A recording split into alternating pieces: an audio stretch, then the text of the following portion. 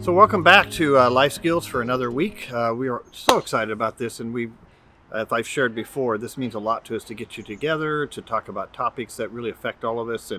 And this week, Susan has picked kind of an acronym from SAD to GLAD. I'm sure she'll explain what that is a little later on.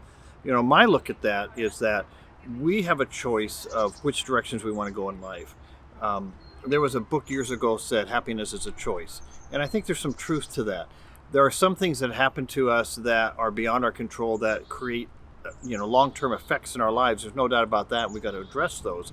But just on the day-to-day stuff, I can choose to think about what I want to think about. I can choose to listen to what I want to listen to and watch what I want to watch. And some of the things I choose can affect me in a sad way, or they can affect me in a glad way. And I think that we want to always look at how can we make the best choices. As we're all kind of recovering in life, we're trying to put our lives back together. How do we make those best choices? The people we hang around, the things that we read, the things we watch, that can all affect us. Even the music we listen to, it can affect us big time. So I want to encourage all of us this week. Let's think about what choices can we make that can put us down paths that are going to lead us to a better life, and stay away from the paths that will lead us to some of the same old stuff that has got us where we are today. And I know you guys can do it. You're amazing. We trust in you. We believe in you. You got staff around you. Take advantage of that and listen to the rest of this little presentation. It might be helpful. So hi, I'm Kristin Fettig. I am the Suicide Prevention Coordinator at Jackson County Mental Health, and I'm here today to talk about kind of mental wellness and some suicide prevention. I'm going to share some different resources that are available in our community. So I think the biggest thing for us in these times, and also just ongoing, right now we're dealing with a pandemic, but what are things that what we can do now for helping our mental health, and then also in the future? Because a lot of these are all pretty basic, but they're good reminders. So some things you're going to want to pay attention to if you're noticing any of these symptoms happening would be things like you're isolating more than you usually do. And that could look a lot of different ways. Maybe you're a really social person and now you're not even contacting friends and coworkers and those types of things. So reaching out is really important. Some other things is sleep problems, or if you're having problems, a decreased appetite or an increased appetite, those kind of things, which can be really common, right? A lot of us have refrigerators right around the door, right around the wall from us, and so it's important to pay attention to kind of, is there a change in my appetite? That could be something that we might want to pay attention to. So increased anxiety or worry about a lot of the things that are going on in our community and just in the nation and the world are things that a lot of people are mentioning that are stressful for them. So kind of staying away from the news as much as possible, getting little bits of what you need to know what's going on and have current events, but really kind of trying to take some time away from social media and the news is really important. So if you're experiencing things like depression or even just sadness, and you're kind of concerned that it might be becoming more of a concern as far as depression, you want to kind of pay attention to are different coping skills helping the symptoms, or is it more persistent over a 2-week period of time or longer? That's when you're really wanting to kind of look for getting help. And we have different resources I'll talk about in just a little bit. But kind of our main thing is if we have a presence of symptoms that are uncomfortable and that you aren't able to get rid of through just practicing your regular coping skills, then you want to kind of reach out for help. That might be with family members or friends, or it might be with actually talking and reaching out to a professional. Things like excessive worry is something that's really common, and it's something that we can help. There's a lot of different kind of coping skills, which I'll talk about. We can kind of mention some of them now. Going outside, spending some time outside can be really important. Taking a pause, taking a breather, kind of time to relax can also be really helpful and kind of reset your system. Avoiding things like sugar and caffeine can actually be really positive in decreasing your anxiety symptoms as well. So something that can definitely help decrease your anxiety could be not overextending yourself, not overcommitting to happy hours and friends and family. Sometimes we need time to ourselves as well. And just to kind of practice those different coping skills, which could be things such as finding a new or an old hobby. That could be like building or painting or drawing. spending time with friends and family, watching movies, all those different things can be really helpful for our systems. Laughing is I think one of the best medicines we can have. So if there's a funny movie or some funny things that you can do with your family to just have a better overall outlook can be really helpful as well. So practicing mindfulness is something that's really helpful for our bodies and our systems. It actually can help decrease our anxiety and our depression with checking in with our own body. So that could look like pausing, taking deep breaths, kind of doing a mental check-in and a physical check-in. Sometimes we call it biofeedback, right? Kind of looking and feeling through our body and determine where our stress is, and then we can help to kind of like relax that as well. Things like going on nature walks and looking for all of one color can be something that's really mindful. So you could just, go for a walk through the park and look for all blues. So just kind of spending time looking around and saying, oh, wow, that bench is blue, and, those types of things can actually help reset our system, and it's a really great practice for mindfulness. Same thing, like I talked about, going outdoors, exercising, going on walks and hikes. Whatever your comfort level with exercise is great. Also, you could do home workouts or stretches. All of those are really helpful for our bodies, which also in turn is helpful for our mind. One thing that it may not be mentioned a lot of times when you're talking about mental health, but if you already are taking vitamins, that's kind of suggested by your doctor. It's suggested to keep that on your routine, vitamins, or if you have any medications that you need to take routinely. Making sure that you are taking them. And a good way to do that is kind of using one of those weekly pill reminders. They can be really helpful in kind of determining, oh, did I take them that day? Those types of things. It's just a good way for us to remember that that's important, because feeding our body from the inside with vitamins and healthy foods can be really helpful for our mental health as well. In some cases, you might be experiencing anxiety, worry, depression symptoms, any of these things that are really overwhelming. So if you're needing help and you haven't had a therapist in the past, there is plenty of ways to seek out a therapist that can be really helpful. And it's also confidential. So I think a lot of times there's this concern of I don't want to get help because people are going to know that I got support.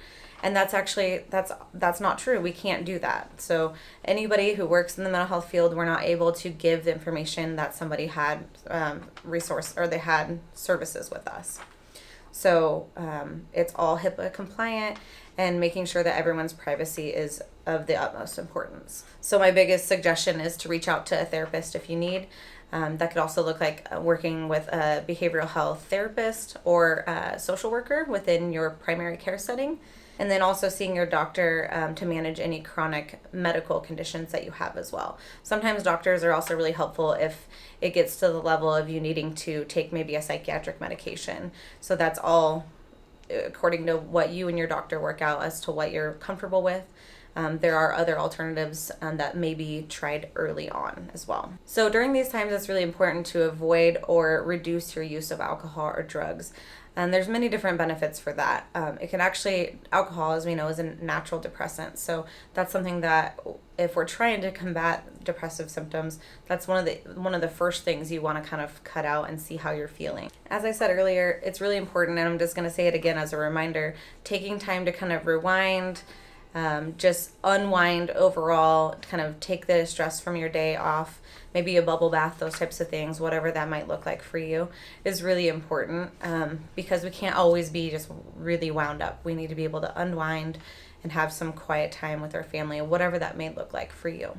So if you're ever feeling like you're really stressed out to the level of I need support right now, we do have our crisis services that are available. So they're available 24/7 through our crisis department through Jackson County Mental Health. And the number is 774-8201. And that number can be contacted any time of the day or night, any day of the year. And we have trained crisis therapists on staff that can be able to assist you with whatever's going on, maybe help you make a plan to get through what you're going through. And then also we can schedule follow-up appointments or just follow-up calls with you to make sure that you're still on track, as well as getting connected to an ongoing therapist. A big question that we get often is, what if I don't have insurance? And the really awesome thing about our county and a lot of counties are that we have funding to make sure that everybody that needs help can get it, regardless if they have private insurance, if they have OHP or no insurance. We are able to help. So that shouldn't be a barrier for anybody feeling like they need support. Just give us a call. As a suicide prevention coordinator in our county, I do a lot of different trainings and education around suicidal thoughts, around how do we help somebody who's having those thoughts that are really distressing, and how do we get them connected to the resources that are going to be the most helpful for them. And the most important thing that I'd like for everybody to know is reaching out for help is really important, but it's also very hard for somebody who's in that kind of dark, deep place. So we, as helpful, caring friends, family members, maybe a coworker, we're the ones that are going to be asking that question. Hey, it seems like you're really stressed lately, and I kind of have this feeling that you might be thinking about suicide. So I ask it that way is for a specific reason, because I'm asking very straightforward, which shows that you are comfortable with hearing the answer that they have to say. So oftentimes I also get questions about what are some symptoms or some signs around somebody having suicidal thoughts. And there are quite a few, and sometimes they kind of overlap with depression symptoms. So either way, if you are concerned about somebody, you have that gut feeling, reach out for help. That's my biggest ask for everybody. Reach out to ask that person if they're struggling and if they need help. Some of the symptoms may include increase of alcohol or drug use, isolation, or giving away prized possessions. They may be acting in a erratic type way, putting themselves in harm's way, avoiding things that they didn't before. Maybe they quit their job, or they broke up with their spouse or somebody that they were in a relationship with unannounced. Oftentimes that can be like a big trigger that something is going on for that person. So we want to reach out for help. Also sleep, have problems with sleep or problems with eating. Those are also something that we could pay attention to as possible warning signs for suicidal thoughts. So at our Jackson County Crisis Department, we help individuals having thoughts of suicide on a daily basis. It actually happens more than you'd think. And the reason for that is people have stresses. And sometimes the amount of our stressors in our life kind of outweigh the positives in our life. So our goal is to kind of make a plan with somebody to ensure that we have some balance with those negative things that are going on, to increase the positives and their supports around them. So there's a lot of different pieces that we do, and we can help somebody. And there's multiple ways you can access our services. So the individual that's struggling could contact us directly, or maybe you are the family member and you're worried about a brother, a sister, a mom, whoever it may be. And you could call the crisis department with that person, being kind of that extra support, so you can let them know that, let our crisis department know that you're also somebody that could be part of their care plan, because you're there and asking the questions and you know what's going on. Involving loved ones, family members or friends or whoever that may be is really important in this recovery process.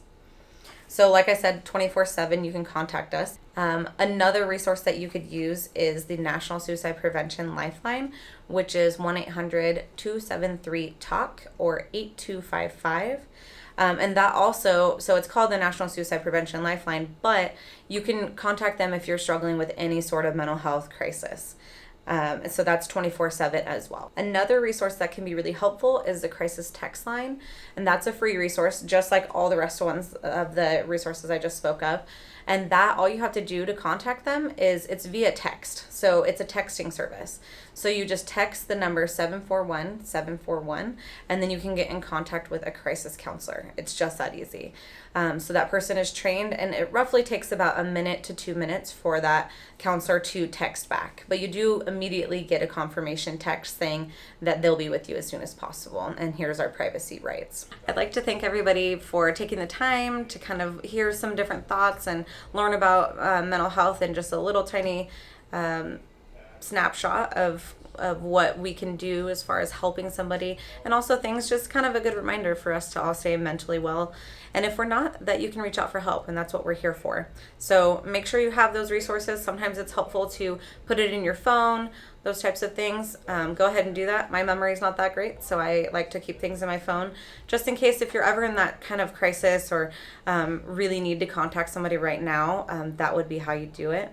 Another thing I didn't mention is if somebody is in an immediate emergency, meaning that they've done something to harm themselves, or they feel like they're going to harm somebody else, that's you call 911. And so we have trained officers in our community that are crisis intervention trained, and so they're able to kind of come help somebody that's in a mental health struggle and get them to the appropriate resources. So if somebody is in an immediate crisis, please call 911. Otherwise, you can call our crisis department, like I said, 24/7. So just a reminder, I really hope everybody takes care of themselves.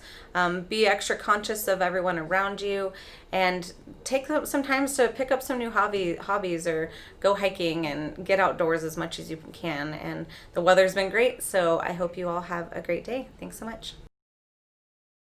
So thanks everyone. My name is Matt Vorderstrass. I'm the development director here at Rogue Retreats.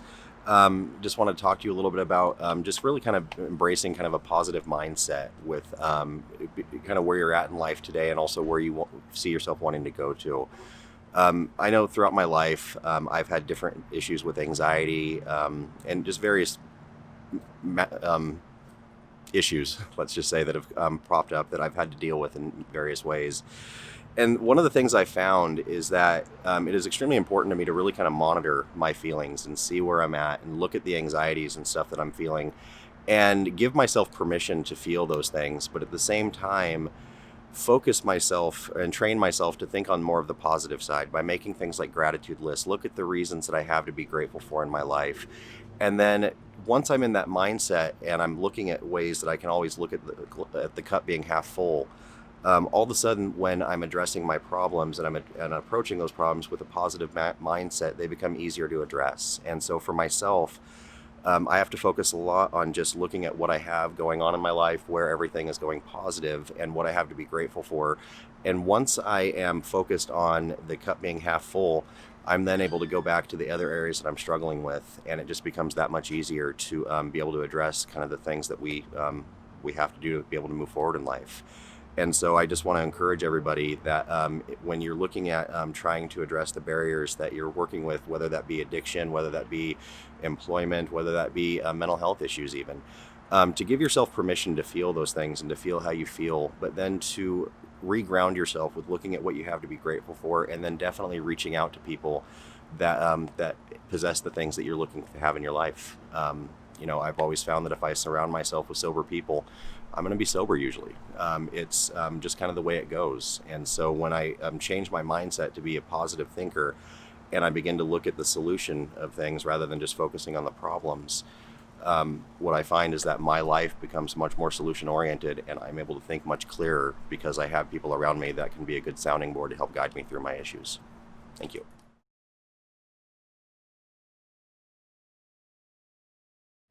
My name's Stacy. I've been living at Rogue Retreat at Heather's Haven since February. When I first came into recovery back in October, I was homeless. I had no car. I had no family because it was a danger to them at the time and myself. And after going through treatment, I was fortunate enough to get into Heather's Haven. And since I've been living there, I have learned the skills of managing my finances. That was a big one that they taught me with pulling my credit report and putting a budget together. Since I began living there, I obtained a full-time job. I've got my daughter back in my life full-time, and I've reconnected with my family. Living there, they suggested that we, stay really connected in our recovery while we start getting things back. So just like early on in my recovery, I commit to 2 to 3 meetings a week and some additional recovery support. Isolation during COVID was a tricky thing to navigate in the beginning. In our early recovery, we've been taught to not sit alone when we go through stuff, but then once COVID hit, we were required to do that. So that's where learning a lot of my tools of balancing things out came in, and learning what self-care really was for me and how to be creative in doing that. I took up running, and anyone that knew me in my active addiction knew that the only running I did was running from cops and consequences. And it was something that I knew would be healthy for me. And even though it was really, really painful in the beginning, I stuck with it, and it's led to me working out, and my mental health has improved tremendously. I've made some new friends that work out as well. During quarantine, especially when you're in community living, it can be additionally challenging, being cooped up with the same people that are going through a lot of the same struggles and learning to live together in a healthy way. What I've learned since being at Heather's Haven with a bunch of women that are learning to get their lives back in order like I am is healthy communication, setting healthy boundaries, and with quarantine in general, remembering where I came from has been a big part of remaining grateful and willing to do what I need to keep myself safe and keep my environment safe for everybody, and to just be a blessing in where I live and remain grateful. That's something I've kind of been focusing on now that I've got a little bit of time. I've got 9.5 months clean now, and remembering where I came from has been really important lately. And just being grateful for every day that I have a roof over my head, and it's a safe roof, and around other people that are doing the same thing as me. I'm very grateful for the opportunity that's been provided to me. It's been a huge part of my recovery. Grateful for the support that the Rogue Retreat staff has always offered me. And yeah, that's all I got. So this week in Life Skills, we've been talking about more of our mental health and how we deal with stress, anxiety, and depression. We might call that SAD, right? SAD, stress, anxiety, depression. Those things can really be overwhelming. And as Kristin spoke about when she shared, if you're feeling those feelings that are really big feelings like that and you just don't know what to do about it, it's always okay to call the crisis line for help, call a friend for help. Always talk about it. And sometimes in our society, we don't like to talk about those things, and we put a lot of shame on people, but that's not what we want to do. We want to encourage you to, call and deal with that stuff. But sometimes you have that everyday stress and anxiety and depression, right? It's not so overwhelming that you feel like you need to call somebody, but it kind of keeps you stuck. So we created this acronym from SAD, stress, anxiety, and depression, to GLAD. So the G in GLAD stands for gratitude. So if you're in recovery, you've probably heard this term, writing a gratitude list, right? And so just being grateful for the little things in life, or, getting a new job, getting your driver's license back, learning how to bake a pie, whatever it is, starting to run, jogging, whatever little things that you have in your life, be grateful for them. Secondly, the L in GLAD is laughter. And I know Kristin kind of referred to that laughter is the best medicine. And it really is. Sometimes we take ourselves too seriously, and maybe just being able to laugh at yourself, laugh at, something that's just fun. That's always really helpful and can just help you to kind of deal with that stress and that anxiety that you're feeling. It starts to put things into perspective. And then, so the A in GLAD is for affirmations. And so affirmations are just those positive things that you tell yourself. And we can all be really hard on ourselves and, do something wrong and we say, I'm such a loser. But that's not what we want to do. What we want to say is, hey, I made a mistake. Doesn't mean you are a mistake. You just made a mistake. And mistakes can be corrected. So it's okay. Talk well of yourself to yourself. Give yourself affirmations. Those positive things that you can speak. And then the D in GLAD stands for delight. Just take delight in the little things in life. Like a puppy that's running around, or a kitten that's chasing its tail, whatever. If you want to really find something fun, go online and listen to babies laughing. I mean, that's delightful. But another aspect of that D, a word that you could use might be decide or decision. Make a decision to not let the stress that you feel overcome you. There's actually a TED Talk that I just recently listened to that talked about how the way that we, or what we believe about anxiety, if we believe that anxiety is going to tear our body down and make us sick, that's probably what it'll do. But what if you didn't believe that? What if you chose to believe that stress can be helpful? It can help you get more done. It can help you focus. I feel like I'm under a lot of stress, but just watching that video helped me to see maybe I can see that stress in a different way, and that'll be helpful for my mental health. So anyway, I hope that you found something in this presentation that will help you. And again, if you're really struggling with some of those big feelings, they're okay to feel, but reach out, reach out and get some help with those. And at Foundations for Recovery, we're not always here, but we're always available by phone. You can call the office and they'll connect you to us, or talk to your case manager, or if you have a good friend or a sponsor. But take care of your mental health, okay? And we just wish you all the best, and we'll see you next week.